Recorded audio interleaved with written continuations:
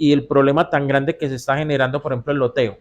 El tema de la venta de los lotes por indiviso, saltándose la norma, porque la gran mayoría venden por debajo del metraje permitido, está llevando a que zonas, por ejemplo, y lo estamos viendo aquí en el corregimiento de San Antonio de Prado, ya tengan escasez de agua. ¿Por qué? Porque había un lote donde sembraban antes tomate, cebolla, no sé, cualquier cantidad de cosas, y había una sola casa, y ahora en ese lote pueden haber tranquilamente 20 o 30 casas.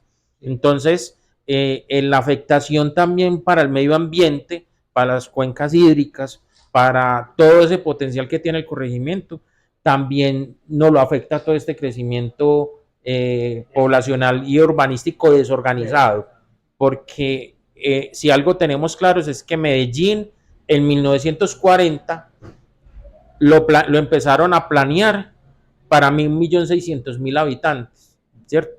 Y en este momento somos 2,5 millones. O sea que todo quedó alta, o sea, todo se fue a la alcantarilla, todos esos planes de expansión urbanística organizados que tuvo Medellín en su momento, que uno lo veía, que por el río Medellín, que la interconexión de las autopistas, y ya todo eso no es posible, y ese desafortunado desorden que tenemos lo estamos viviendo hoy los corregimientos. Vuelvo y les digo, Santa Elena hoy en día, por ejemplo, está sin agua. Es un problema gigante el que hay en estos momentos en Santa Elena. ¿Por qué? Porque ya de rural no tiene nada. Yo ahorita se los decía. O sea, normalmente, teóricamente se definía como rural una zona donde vivían 50 habitantes por kilómetro cuadrado. Y usted encuentra que ya hay zonas que no cumplen con eso. Entonces no hay como tal concepto, como tal de ruralidad. Y es lo que nos está afectando bastante. Sí, Daniel, la planeación tal vez la hay, planes interesantes, pero es que no se cumplen, que tal vez es otro de los aspectos a tratar ahí. Don Ciro, usted que ha vivido en Prado, viene de familia agropecuaria, está formado en eso y conoce otras experiencias del departamento. ¿Pasa lo mismo que está sucediendo acá? ¿Hay diferencias? ¿Cómo ve usted el panorama en general a nivel de Antioquia o lo que usted ha podido percibir, don Ciro? Bueno, muy buenas tardes, mi nombre es Silvio Alberto Salazar Betancourt, toda la vida de San Antonio de Prado, y una familia que siempre nos criamos acá, con los de Esmeralda.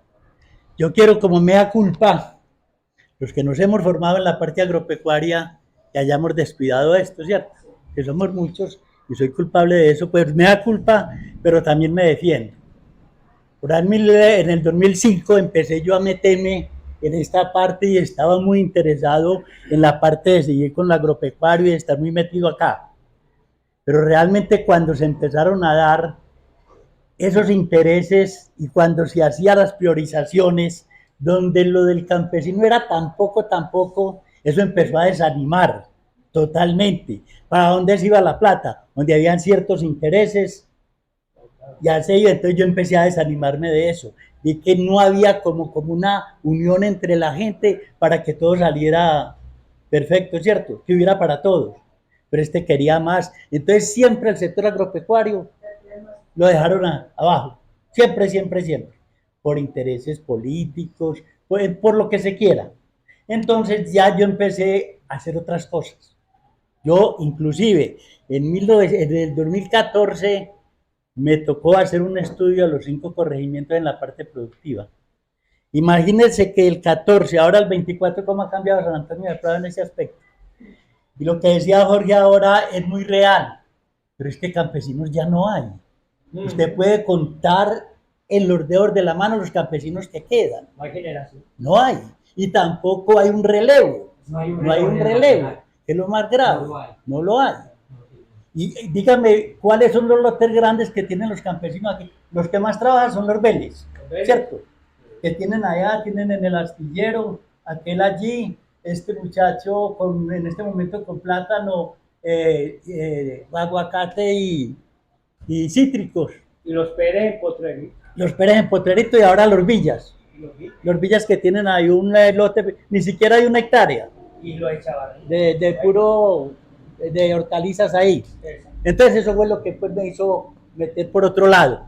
Yo realmente me desanimé del totazo y yo no volvía, me mantengo muy enterado en la parte de la mesa ambiental, he estado muy retirado en el sentido porque he estado en un proyecto muy lejos y por eso nunca he podido volver a asistir a la mesa ambiental, pero sí me hago de pronto con ciertas cositas, las voy mandando, todo eso lo voy enviando. No, la situación es supremamente grave, grave es grave. Vea, yo he trabajado Yolombó. Yolombé lo trabajé mucho con parte de promotores agropecuarios y con siembra limpia. Ese es otro factor, como decía Jorge ahora, es que eso no da ni es capaz. No, es más Primero, el romanticismo. es romanticismo, eso es un romanticismo. Entonces, ¿qué está pasando? No nos podemos quitar de la cabeza que el desarrollo nos va a traer esto. Sí. ¿Y quiénes son? Esto es un poder de capitales.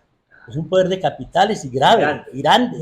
Y Pero que entonces mueve cuando se habla de la reingeniería genética, se habla de todo, tanto en los cultivos como en la parte en la parte pecuaria, es la realidad. ¿Qué tienen que hacer los científicos? ¿Cómo vamos a alimentar este mundo? ¿Cómo vamos a poder tener trabajadores para ciertas cosas que no van a estar en la tecnología? Entonces tiene que haber comida, y comida sintética, que a eso vamos.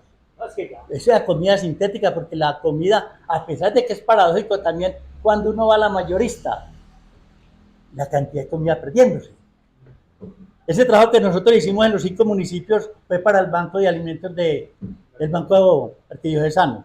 Para ese fue que nosotros hicimos el trabajo. Un trabajo muy completo lo hicimos en los 5 municipios, en los 5 corregimientos. Siendo San Cristóbal el de mayor capacidad en siembra. Porque San Cristóbal sí tiene mucha cebolla, mucha hortaliza, inclusive algo de proteína como granos, sobre todo en la parte de frijol, plátano, yuca, sobre todo la yuca y plátano, para arriba para el de... ¿Palmita o qué? Palmitas, sí, esa es la parte de eso. Pero no nos digamos mentiras, ya no hay, yo no sé qué va a pasar con la panela.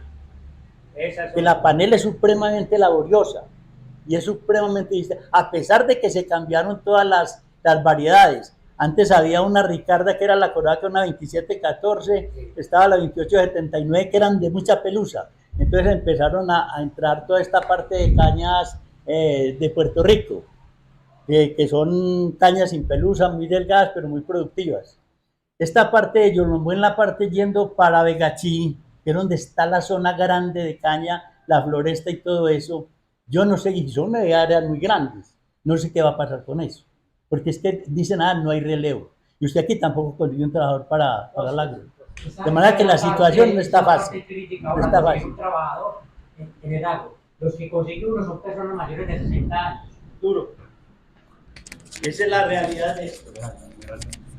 Bueno, Esmeralda, tú eres de la mesa ambiental, el tema ambiental, todo esto, esos proyectos, ¿cómo lo ves? Porque están hablando del agua, la crisis del agua, todo eso. Jeffrey y compañeros, buenas tardes. Bueno, mi nombre es Esmeralda Cardona Ochoa y soy representante legal de la Corporación Prorromeral. Enfatizando en lo que dice Ciro y lo que plantean los compañeros Jorge y Guillermo, de verdad que nos faltó sentido de pertenencia con el territorio, o sea, dejar perder todo ese potencial del sector rural para fortalecer al campesino en toda su política de productividad. Vimos, y cada periodo vemos que es menos el aporte institucional para acompañar el campesino en su faena agrícola. Dado había sido agrícola y pecuario, en especial la parte agrícola, y se nos está cambiando hasta el uso del suelo por la falta de acompañamiento institucional, ¿cierto? Vemos el distrito de manejo integral, que ya eso, la situación también le va a dar un golpe muy duro al corregimiento por las políticas que desde la institucionalidad viene cambiando la normatividad. En el conocimiento que hemos implementado a través de la agenda ambiental, la Corporación Prorromeral ha venido acompañando al campesino en lo que ha sido posible, pero la falta de ese acompañamiento económico de la institucionalidad es lo que ha dado falencia a que este proceso del acompañamiento se vaya deteriorando. La